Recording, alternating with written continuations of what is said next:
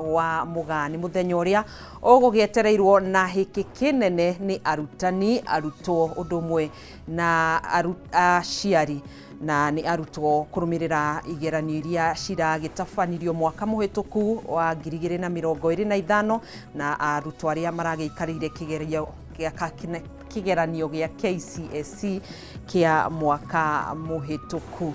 Na riboti iyo kana maumirira macio ni marekereirio mathaa manini mahituku ni Ministry ya Githomo, na iyo nimwe ya riboti iria tumihete muharini wa mbere mohoro-ini maitu miarahuko ino ya umuthi. Gikunyita ugeni nie njitagwo Gathoni wa Ng'ang'a na turateithania na wagaki wa Muthoni uria wikarire metha ya utauri na njira ya ciiko. Twitikirie twambiririe mohoro maitu. Arutwo 1932 nio megwateire grade ya A plane thiini wa kigeranio kia KCSE kia mwaka wa 2025 kiria maumirira marekereirio muthenya wa umuthi, na beno ikiongerereka kuma arutwo 1693 mwaka-ini wa 2024 na ihinda-ini oro riu namba ya arutwo aria megwateire grade ya kuingira university ya C+ guthie na iguru ni yongererekete nginyanagia arutwo 270,715 ukiringithania na arutwo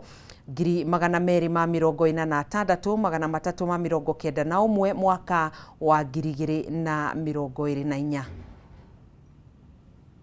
1,932, which is 0.19% candidates who obtained an overall mean grade A plane in the year 2025 KCSE examination. This is an improvement as compared to 1,693, which is 0.18% candidates who scored plane A in 2024. The number of candidates with direct university entry qualifications of mean grade C+ and above was 270,715, which is 27.18% in the year 2025 KCSE examination. This is an improvement compared to 246,391, which was 25.53% in the year 2024. The number of candidates with grade C- and above was 507,131, which is 50.92% in the year 2025 KCSE examination, compared to 476,889, which was 49.41% in the year 2024. The number of candidates attaining a pass grade, which is grade D+ and above, was 634,082, which is 63.67% in the year 2025, compared to 605,774, which is 62.76% in the year 2024. National schools produced the highest number of candidates with an overall mean grade of A, which was 1,526, followed by extra county schools, which had 197, and private schools, which had 185. Sub-county schools, however, produced more candidates in the category of C+ and above compared to county schools, accounting for 72,699 and 36,600 respectively. I wish to reiterate that our stand on the integrity of examinations. In November last year, we indicated that there were reported cases under investigation and that action would be taken upon conclusion of the investigations. At the conclusion of the KCSE examination, 1,180 candidates were found to have been involved in examination irregularities. Consequently, and in line with the applicable law and regulations, their examination results have been cancelled. Tũrĩo ciĩgiĩ maumĩrĩra ma kĩgeranio gĩa KCSE, kanjũ ya igeranio gũkũ bũrũri-inĩ NEC nĩ yũrĩtie aciari makahũthĩra mũtaratara wa gũtũma ndũmĩrĩri nini nĩguo gũtigĩrĩra ciana ciao nĩ ciandĩkithio gwĩka igeranio cia kĩbũrũri ũrĩa ũkarugũrio mweri wa kana mwaka ũyũ. Mũrũgamĩrĩri mũnene wa kanjũ ĩno David Njengere augĩte aciari arĩa marĩ na ciana cia grade ya 6 na 9 na kĩrathi gĩa form 4 nĩo marĩ na ũigĩrĩrĩki wa gũtigĩrĩra atĩ ciana ciao nĩ ciandĩkithio gwĩka igeranio. Our biggest challenge is always registration of candidates. And I wish to take this opportunity to invite every parent who has a child entering grade 6, grade 9, and form 4 this year. Please take an interest in finding out if your child has been registered. We are going to open the portal for registration in February, and this will happen between February and March. CS, sometimes we get parents calling us a month to the exam saying, I've just discovered my child was not registered. That makes our life very difficult. So please, we want to appeal to all parents. Please make sure that you check with the institutions. If you have a child in grade 6, grade 9, and form 4 this year, ensure your child has been registered. The next issue is that we will make an SMS platform available in the month of April so that every parent can confirm if their child has been registered. So by April, when the children come for their holidays, take an interest and ensure that your child has been registered. For senior school, CS, allow me to point out that NEC has made arrangements so that we have a platform, a portal, so that all teachers who are teaching in senior school can be able to take their time to develop their capacities around competency-based assessments. Please, all teachers teaching in senior school, we want to invite you to visit the NEC portal. The course is free, you don't pay anything, and it will help you a lot as you navigate the process of implementing the senior school curriculum. Kamĩtĩ ya kwandĩka wĩra arutani TSC nĩ ĩrithĩirie aciari ũndũ ũmwe na anyiti itemi sekta-inĩ ya gĩthomo atĩ bũrũri nĩ wĩharĩirie wega gũkinyanĩria mathomo thukuru-inĩ cia senior school, kuona arutani nĩ mathomithĩtio na kũharĩrio wega. Mũrũgamĩrĩri mũnene wa TSC Evelyn Mitei augĩte arutani othe arĩa matanyĩtwo kwamũkĩra gĩkundi kĩa mbere kĩa arutwo a grade ya 10 nĩ aharĩrĩku wega gũkinyanĩria mũtaratara mwerũ wa mathomo rungu rwa mũtaratara wa CBE. We want to assure parents that all teachers are prepared to receive the grade 10 CBE candidates who will join senior school from Monday.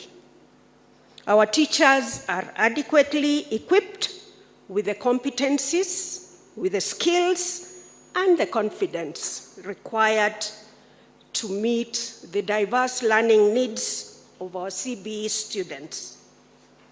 I appeal to our heads of institutions at senior school to broaden the curriculum. Of course, facilities allowing, we know some of you do not have the necessary facilities to ensure that learners joining senior school have the necessary facilitation to explore their potential in all areas of the curriculum. The Commission is determined to address the existing teacher shortages in the new learning areas. With those very few remarks, I want to urge all of us to remain steadfast in our resolve to provide every learner in Kenya with quality, relevant, and inclusive education. Mwandiki mukaro ministry-ini ya githomo Julius Bitok ni ugite thirikari ni kuriha andu aria othe maranyitire itemi hari gukinyaniria kigeranio gia KCSE odumwe na mathire mothe maria itarihite ma kigeranio giki. Bitok augite ministry ya githomo ni irarutithania wira wa hakuhi na ministry ya kigina niguo kuriha mathire maria mothe mari namo marutani odumwe na arugamiriri a igeranio icio. Waziri, allow me also at this juncture to thank all the teams. These examinations of 2025 has been approached as a whole government approach. We have had teams from Ministry of Education, our field officers, we have had Ministry of Interior, including GAO, including the DCI, including the entire security apparatus of this country. We have had Ministry of ICT, including Communication Authority, and other stakeholders who have worked with us, which I want to thank very sincerely for the work they have done. As I wind up, Waziri, allow me at this point to assure all our stakeholders who participated in 2025 exam that we are working very closely with Treasury and their dues will be paid as soon as possible. We are working on that. Allow me also, Waziri, to say that the placements and the transition that we are doing, we are having a new system called Kenya Education Management Information System, which is helping us in the transition, and we are moving everybody. Soon and very soon, the entire education ecosystem will be under one digital platform, so that whatever thing you need to know in education, just at the click of the button, you can know the status of the results of your student, and you can know everything going on in the education sector. With those few remarks, Waziri, allow me also to emphasize that competency-based education is the education system that is going to transform this country from third world to first world. And it is real, and it's coming very, very soon. O ciĩgiĩ igeranio icio nĩ tũgũkorwo tũkĩnyitanĩra ihinda-inĩ rĩu rĩngĩ twakĩiyũkia mwandĩki witũ Mbataro wa Mwangi ũrĩa ũragĩthiĩ thukuru itiganĩte gũkũ kaunti-inĩ ya Nairobi tũkĩmenya ũrĩa arutwo a thukuru ici itiganĩte ũrĩa cigĩkĩte kũrũmĩrĩra maumĩrĩra ma kĩgeranio gĩa KCSE marĩa makĩrekereirio mũthenya wa ũmũthĩ. No tũtambĩte kũnyitia Mbataru, ngwatanĩro ya agũri a macadamia Nut Traders Association of Kenya NUTAC nĩ tetete nĩ gũthiĩ na mbere gwa kũhingwo kwa thoko ya macadamia matarĩ makonyore kũgerera watho wa section 43. Oho nĩ morĩtie rũhonge rwa ũrĩmi rwa AFA gũthingatithia hatarĩ mũthutũkanio mũkana wa kwamba kũhingwo kwa ũtui wa macadamia ta ũrĩa kwaiguithanĩirio. Mwandĩki witũ Wambui wa Mwangi nĩwe na riboti ĩno. Kũringana na ngwatanĩro NUTAC, rĩrĩ ũgũri wa macadamia werekeire kũhingũrwo gatagatĩ ka mweri ũyũ, thoko ya macadamia matarĩ makonyore na makĩria bũrũri-inĩ wa China ithiĩte na mbere na kwandandũka, na ũguo hatirĩ bata wa kũhingĩrĩria thoko nene kũgerera watho wa section 43 wa macadamia ũrĩa ũgirĩtie wendia wa macadamia matarĩ makonyore nja wa bũrũri. Ũhoro wa macadamia nĩ ũhutĩtie andũ aingĩ mũno tondũ tũngĩtara kuria gukuraga macadamia muno makiria ni Mount Kenya region kunu kukumaga macadamia maumaga 66,000 metric tons ni mathĩnĩtie millions and millions of people tondu mũrĩmi ũmwe angĩkorwo ena ciana ithathatũ acio matarĩ me mũgwanja rekondi ya aba itũraga na arĩmi 200,000 no nĩ maheni tondu matiĩkaga statistic na matithiũrũrũkaga na gũtirĩ extension officers. His Excellency niwe ndĩra address ũmũthĩ nigetha andũ arĩa maigua gĩkũyũ makuhe ũhoro ũcio arĩmi arĩa me gũkũ aingĩ nĩ ahatĩrĩrĩku mũno tondũ macadamia me mĩgũnda no marendio ta bangi. Nĩ kwahĩtũkirio macadamia matikagũrwo kuma mweri 1 December nginya mweri 15 February. No mweri wa December wothe kuma mweri 1 nginya 31 macadamia no maragũra we kũrĩa marathiaga tũtingĩmenya thogora ũgwĩte kuma bei ĩrĩa twaheagwo ya ciringi 150 nginya ciringi 40. No ũngĩrora kĩrĩa gĩtũmĩte thogora ũgwe nĩ ũndũ andũ arĩa marenda kũrũmĩrĩra watho matiragũra macadamia. Andũ arĩa maragũra macadamia ndagĩka ĩno nĩ arĩa marathiĩ na mĩrango ya thutha arĩa marenda ku exploit farmers nikĩo ũrona kũu mĩgũndani maragũra makadamia na ciringi 40. Kĩambĩrĩria-inĩ kĩa mweri wa Dithemba ya mwaka mũhĩtũku nĩ kwaiguithanĩirio ũgũri wa makadamia wambe ũhingwo nginya gatagatĩ ka mweri ũyũ nĩguo kũrigĩrĩria ũgũri wa makadamia matarĩ makũrũ, ũndũ ũrĩa arĩmi na amemba a ngwatanĩro ĩno marauga ũkoretwo ũkĩagararwo nĩ amwe a agũri ĩndĩ makaunĩrwo ritho. Nĩ ngũhoya president wa bũrũri ũyũ His Excellency William Ruto, ithuĩ no twende ũtũhe gĩikaro tũrĩ arĩmi na ahũri biacara makadamia, na ndũkana tũtukanĩre na processors tũke tũkwĩre ũrĩa tũĩ, na ũcoke ũmenye His Excellency andũ acio matigĩkinya 100. Ithuĩ twĩna makĩria ma arũmĩrĩri 20,000 tugĩte officials tũngĩingĩra Meru, Embu kana Mount Kenya region, twĩna andũ aingĩ mũno na nĩ to twende gũkũhe kura, na ithuĩ no twende ũtũhererie section 43 ambapo nĩ ya kũhinyĩrĩria Wanjikũ. Ũrĩa tũtangĩmenya waziri witũ wa kilimo Mũtai wa Kagwe rĩu tũtingĩmenya ithuĩ twana Traders Association of Kenya kana nĩ ũmenyithĩtio kana nĩ ũhoetwo rũtha kana nĩ ũheanĩte rũtha tondũ nĩwe wĩna watho makadamia magũrwo nĩ kambuni ciragũra. Ona ithuĩ no twende ũtũcokerie kĩũria kĩu nĩgetha na ithuĩ tũmenye ũrĩa na ithuĩ tũngĩka na ithuĩ tũkĩanjia kũgũra ta acio maragũra. Rĩu ngwatanĩro ĩno nĩ yendekithĩtie gĩikaro na mũtongoria wa bũrũri nĩguo kwarĩrĩria ndeto ĩno.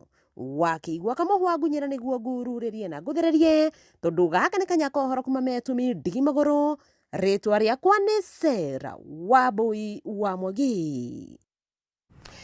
Mũtongoria wa kĩama kĩa DCP Rigathĩ Gachagua ihinda-inĩ rĩrĩ nĩguo ararekereria ndũmĩrĩri yake ĩgiĩ mathĩna marĩa marĩho woyani-inĩ wa arutwo a grade 10 thĩinĩ wa thukuru cia senior secondary na maũndũ mangĩ megiĩ sekta ya gĩthomo. Ndenda tũkorwo tũgĩthiĩ ĩmwe kwa ĩmwe tũthikĩrĩrie ndũmĩrĩri yake. Since revenue is shared equitably, why would some regions in Kenya have national schools that exist by name? They just a shell by themselves. Why would a certain member of parliament or governor or a community invest in the education sector and others don't? The issues I raised, and I want to be very clear, is that all children in Kenya deserve equal treatment. National schools are very critical because they have very developed infrastructure and they attract the best among our children. The issue that I raised, and I would like to continue raising it, is that there must be fairness in the placement of children in national schools. I have not insisted, and I cannot, that children of a certain area must go to schools where those schools are domiciled. No. What I'm saying is, where the schools are domiciled, children from that area who qualify to go to those schools must be given an opportunity. I have examples. Parents have called me from Nyanza, Gaos, Kamusinga High School, Mukumu Gaos, Machako School, Mulango Gaos in Kitui, St. Charles Wanga, Thika High School, where children from those areas who had applied to be considered to be admitted in those areas, in those schools, and attained the requisite marks were denied an opportunity. For example, there is a child from the Goto area who got 71 out of 72 marks. Alliance High School is just a few meters from the Goto. That child had asked to be placed in Alliance High School, and the cluster was right. That child was denied an opportunity. Yet some children from other areas with as low as 50 marks have been admitted to those institutions. That is what we are saying is unfair. It cannot be, you know. This placement must be based on merit for all the children of Kenya. And I am saying it's unfair to deny a child an opportunity to go to a school of his or her choice with very high marks and give that opportunity to another child with very low marks. That I'm saying is unfair, is uncalled for. Let me also say this, because it's important. Let leaders from Northern Kenya not lecture us about affirmative action. Devolution has been in place since 2013, and leaders from those regions deliberately have refused to develop institutions. Yet they want their children to enjoy the facilities of institutions that have been put by other leaders in other counties. Since 2013, Wajir County has received 99.6 billion Kenya shillings. Marsabit County has received 76.83 billion. Garissa County has received 81.7 billion shillings. Mandera County has received 119 Kenya billion shillings. They have the opportunity to develop institutions of the highest standards possible in Kenya. Not just for the children of those areas, but for the children of Kenya. I traveled as Deputy President to those areas, and I don't see any institutions, despite the massive funding that taxpayers have channeled to those counties. Yet in counties that have received less money, in Western Kenya, in Rift Valley, here in the mountain, when you go around, you see beautiful institutions. I want to say that we need to have a national conversation about zoning of placement. This was okay then because some areas were marginalized, but these areas have received massive funding from the Equalization Fund. They have received massive funds from the National Kitty. CDF funds are shared equally among the 290 constituencies. Yet when you go to these areas where the leaders are making a lot of noise, there is nothing on the ground. In fact, when I was Deputy President, I was shocked that these leaders from Northern Kenya don't live there and they don't work there. Anytime I had a trip to Garissa, to Mandera, to Wajir, the leaders of those regions would demand that I make space available for them on my aircraft. I would go with them and come back with them. And I never saw any institutions there, despite the fact that billions of shillings have been given to those areas. So we are saying we need a national conversation to ask. Devolution was supposed to bring equity. Equitable allocation of CDF funds was meant to bring equity. 13 years down the line, is there really any county that requires affirmative action anymore? We need to have that conversation. For how long are we going to have affirmative action? Because devolution was meant to address the inequality and the marginalization of certain regions. So in conclusion, I want to say that we are demanding that all children of Kenya be admitted to the best schools on merit.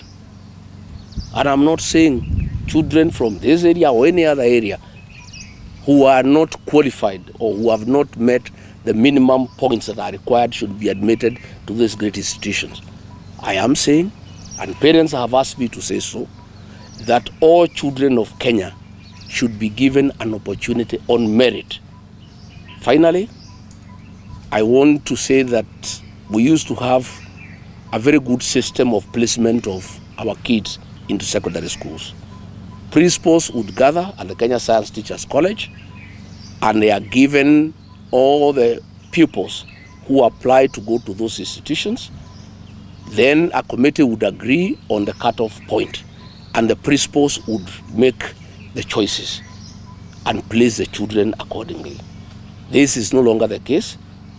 The placement of our children has been centralized at Jogoo House, which has brought in corruption, because the bureaucrats sitting at Jogoo House have no capacity to know how to place kids.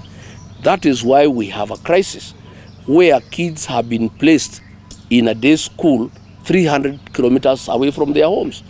How do people expect these children to go about their lives? If it's a girl aged 13 years and she has been placed in a school 200-300 kilometers away from home, the parents would have to go and get a house, a rented room for that girl and leave her there. Again, the parents would spend a lot of money.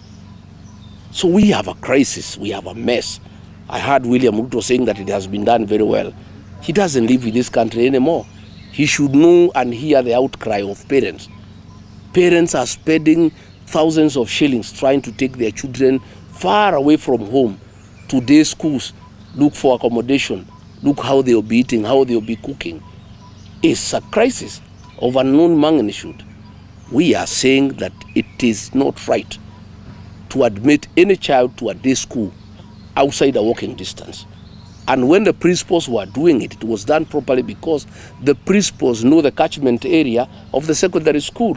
And then they will do 3, 4, 5 kilometers only. But we have a situation where kids in Machakos have been admitted in a day school in Kericho. How does that child survive? This is not right. This is unnecessary. And finally, let me say, some people are saying that I shouldn't speak for people of this region. First and foremost, I come from this region. Ordinarily, as a national leader, I should have been speaking on most issues. But why I speak is because all the elected members of parliament and senators from the Mount Kenya region were bought by William Ruto, and they no longer speak for the people. They hear no evil, they see no evil. Therefore, somebody must speak. And I must say, though I was removed from office, I'm an elected leader. I was elected by the people of Kenya. And none of those people who elected me removed me from office. And since there is nobody to speak for these people, somebody must speak for them. So Rigathi Gachagua will continue speaking first and foremost for the people of Kenya. Secondly, he will speak for the people of this region because the people of this region have been abandoned by their elected representatives on the instructions of William Ruto, and they no longer speak for the people. When we are having this crisis, kids cannot go to school. Kids have been taken to schools far away from home. Kids with very high marks have been taken to schools with no infrastructure at all, despite the fact that their parents contributed money to put up beautiful institutions. Members of parliament and members of senate are quiet. That is not acceptable. I must speak to this issue. That is why, like here in Nyeri, when I came last night, people around Kiganjo, around Kericho, and business people have come to see me because they have information that Kiganjo Police College that was developed by the colonialists want to be relocated to Baringo and West Pokot by Murkomen and William Ruto. And that means the people who have been supplying foodstuffs, who have been supplying other essentials to that college will be rendered out of business. Yet the MPs from this region are quiet. The senator is quiet. Somebody must speak for the people of Nyeri. And that does not make me tribal. I'm just a responsible leader. And I want to say nobody will intimidate Rigathi Gachagua from speaking for people who elected him and who trust him and who depend on him to speak for them. And anytime I speak for the people of this region, I am called a tribalist. Yet when leaders speak on behalf of the people of Western Kenya, nobody calls them tribalists. I have seen the people of Northeastern Kenya. Anytime one of their person is touched, the whole community is up in arms. Nobody calls them tribal. Yet when I speak for 150,000 rice farmers in Moya, I'm called tribal. I want to say that I will not be cowed, I will not be intimidated. Anybody can call me whatever you want to call me. I must continue to speak for the people. And as you know, the slogan of my party is listening to the ground. I only speak for the people because they tell me to speak for them. This placement of grade 10 kids is a serious crisis, not just in this area. You know, people have called me from all over the country, thanking me for raising these issues. And I want to invite a national conversation around the issue of the quota system. Is it necessary anymore after devolution for 13 years? after money has been allocated for equalization fund, after every constituency is given the same amount of money for CDF? Do we still need the quota system? Is it not time that we said all national schools are available to all the children of Kenya on merit? We shouldn't have two standards, one for some areas and another standard for some other areas. Yet those areas that are being given low standards have received billions of Kenya shillings to upgrade institutions.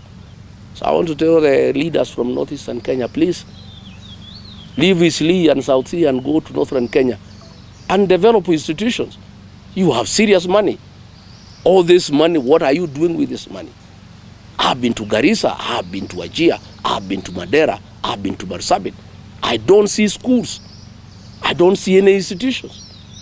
Yet, from the books, you have received billions of Kenya shillings.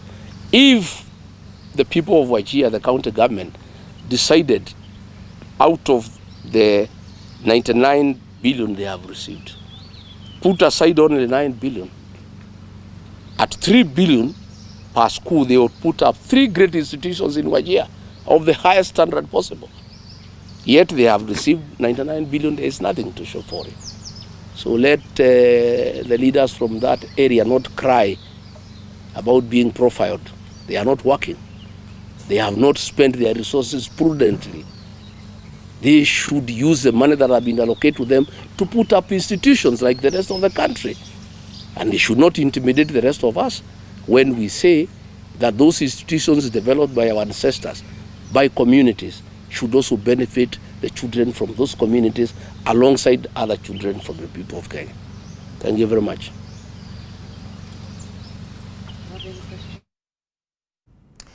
Ucio ni mutongoria wa kiama kia DCP Rigathi Gachagua ri kaunti-ini ya Nyeri akirekereria ndumiriri yake na mateta na kwaga kuiganira iguru rigie mihango ya woyani wa arutwo aria mekire kigeranio gia KJSEA na aria magitanyitwo gukorwo makiingira thukuru-ini cia senior school mwambĩrĩrio-inĩ wa kiumia gĩũkĩte tarĩki 12 na kũrĩa akĩrutĩte rĩendekithia mũrutwo ũrĩa waikarire kĩgeranio kĩu kĩa KJSEA abatie gũkorwo agĩthiĩ thukuru kana kĩo thukuru-inĩ cia senior school kũringana na point iria mũrutwo ũyũ amũkĩrĩte na mũno makĩria arutwo aria mekite kana marekite wega thiini wa kigeranio kiu gia KJSEA. Eo ni mwe ya riboti iria tugukorwo tugikuhariria thiini wa mohoro-ini maitu maria mekurumirira no kwa ihinda riri mwiroreri twitikirie twambe twikirie oro hanini ni tugucokereria tuthi na mbere na mohoro maitu.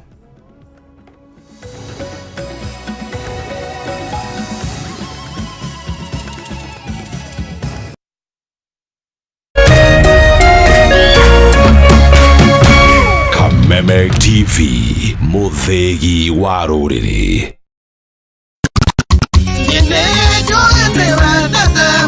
Salimika hewani, salimika hewani. 254 Kegwa kuhihuo mulio mashete shwa shwa shwa o Jumamothi ni twekenere live mitambo-ini ya Kameme TV and now live on Kameme FM. Jeta First Officer Jeff Joroge na twina Mr. Lazima Kashike DJ Kari Onagiria kanyama tureke tu kameruka jimende kora yumo